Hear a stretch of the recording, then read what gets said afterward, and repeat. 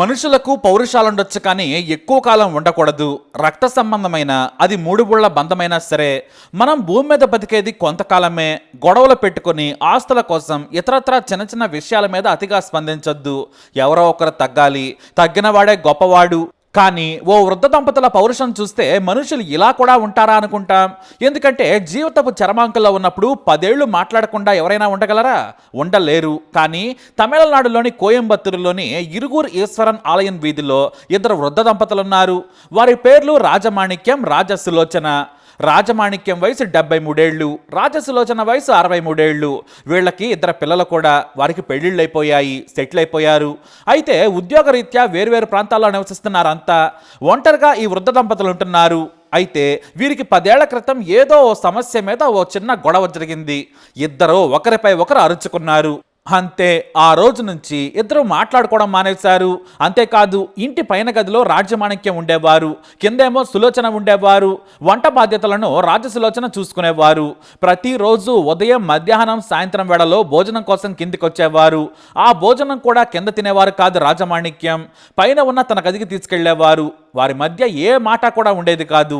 వారి పిల్లలకు కూడా ఎన్నోసార్లు చెప్పి చూశారు, మీరు మాట్లాడుకుంటేనే బాగుంటుంది అమ్మా నాన్న, ఇలా ఎవరికి వారు ఉండొద్దని చెప్పారు. కానీ వినలేదు వారు. చుట్టుపక్కల స్నేహితులు కూడా చెప్పారు. బంధువుల మాటను కూడా ఆ వృద్ధ దంపతులు ఏనాడు కూడా పట్టించుకోలేదు. ఈగోనే ముఖ్యమనుకున్నారు. ఒకే ఇంట్లో ఉంటున్నా కూడా వారి మధ్య మాటలు లేవు. 1 కాదు, 2 కాదు, దాదాపుగా 10 ఏళ్ళు మాటలు లేవు. భోజనం కూడా సిద్ధంగా ఉంటే తినేవారు రాజమాణిక్యం, లేదంటే ఆకలి కడుపుతోనే ఆయన పడుకునేవారు. ఇలా ఎందుకు చేస్తున్నారనేది ఎవ్వరికీ తెలియదు.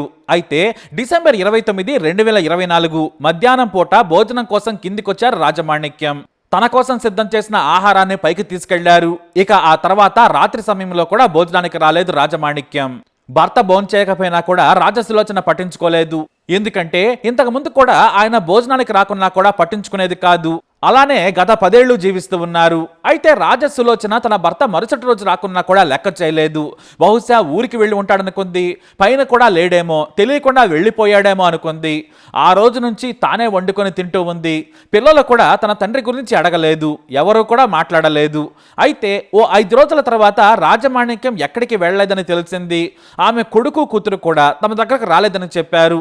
దీంతో ఆమె నెంపాదిగా 6 రోజుల తర్వాత రాజమాణిక్యం ఏం చేస్తున్నాడో చూద్దామని వెళ్ళింది. ఎందుకంటే ఎవరైనా మనిషి అంటే 1-2 రోజులు మాత్రమే తినకుండా ఉండగలరు. కానీ అప్పటికే 6 రోజులైంది. రాజమాణిక్యం మాత్రం కిందికి రాలేదు. అసలేం జరిగిందో చూద్దామని పైకి వెళ్ళింది రాజసులోచన. తలుపు మూసి ఉంది, లోపల నుంచి గడియ పెట్టి ఉంది. కానీ విపరీతమైన దుర్వాసన వస్తూ ఉంది. అప్పుడే కిటికీలో నుంచి చూసింది రాజసులోచన. భర్త చనిపోయి ఉన్నాడు. అంతేకాదు, మృతదేహం కూడా కుళ్ళిపోయి ఉంది. దీంతో ఆమె భయంతో కిందికి వచ్చేసింది. పక్కింటి వారికి విషయం చెప్పింది. వాళ్ళు వచ్చి చూసి ప్రశ్నించగా జరిగిన విషయం చెప్పింది. తాను వేరే ఊరు వెళ్ళాడనుకున్నానని నింపాదిగా ఏడుస్తూ చెప్పింది వృద్ధురాలు. ఇంతలో స్థానికులు పోలీసులకు ఫిర్యాదు చేయడంతో వారు కూడా వచ్చి చూశారు. వృద్ధురాలని ప్రశ్నించగా, మాకు మాటలు లేవు, నేను ఆయన ఊరెళ్ళాడనుకున్నానని చెప్పింది. కనీసం మీ పిల్లలైనా ఫోన్లో మాట్లాడారా అంటూ పోలీసులు చేవాట్లు పెట్టారు. ఒకే ఇంట్లో ఉంటూ భర్త చనిపోయి 6 రోజులు అవుతున్నా కూడా భార్య చూడకపోవటం ఏంటని పోలీసులే ఆశ్చర్యపోయారు. పోలీసుల ఎంట్రీతో ఈ విషాదకరమైన ఘటన వెలుగులోకి వచ్చింది. ఇంత కఠినంగా రాతి గుండెతో ఉండొద్దని స్థానికులు చెప్పారు. జీవిత చరమాంకులో ఒకరికి ఒకరు తోడుండాల్సిన వారు ఇలా జీవించడం ఏంటి? కనీసం వారి పిల్లలైనా కూడా తల్లిదండ్రులను తమ దగ్గర ఉంచుకోవాల్సిందని ఫైర్ అయ్యారు. నాన్న చనిపోయాడని వచ్చి కన్నీరు మున్నీరయ్యారు పిల్లలు.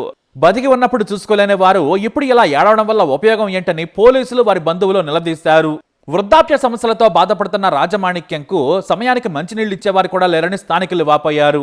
మందులు వేసుకుంటున్నాడా? అసలు ఆయన దగ్గర మందులు ఉన్నాయో లేవో కూడా భార్య పట్టించుకోలేదు. వారికి పెళ్ళై 45 ఏళ్లు దాటింది. కానీ ఉపయోగం ఏంటి? చివరకు ఎవరూ లేని అనాథలా చనిపోయి కుళ్ళిపోయిన స్థితికి చేరుకున్నాడు రాజమాణిక్యం. ఈ ఘటన దేశవ్యాప్తంగా వైరల్గా మారింది. అయితే ఇది ఏ కేసు కిందకు వస్తుంది? పోలీసులు దీనిపై కేసు పెట్టారు, పోస్ట్ మార్టంకి తరలించారు. ఓ అసాధారణ మరణం కింద కేసు పెట్టారు పోలీసులు. దర్యాప్తు చేస్తున్నారు. కానీ ఏం దర్యాప్తు చేస్తారు? ఆమె మీద ఏ సెక్షన్లో పెడతారు? ఏ నేరారోపణలో కూడా లేవు. అలాగే అది భౌతిక హత్య కాదు, హత్యకు ప్రేరేపణ కాదు. అసలు తను ఎలా మరణించాడో కూడా ఎవరికీ తెలియదు. అందరికీ తెలిసింది ఒకటే, వయో కారణం. కాబట్టి ఈ కేసు కోర్టులోకి వెళ్ళినా కూడా చెల్లకపోవచ్చేమో. మరి ఈ భార్యాభర్తల బంధంపై మీ అభిప్రాయాన్ని కామెంట్ ద్వారా తెలియజేయండి. ఈ వీడియో అప్డేట్స్ కోసం మై ఛానల్ ఫాలో అవ్వండి. అలాగే తప్పకుండా సబ్స్క్రైబ్ చేసుకోండి.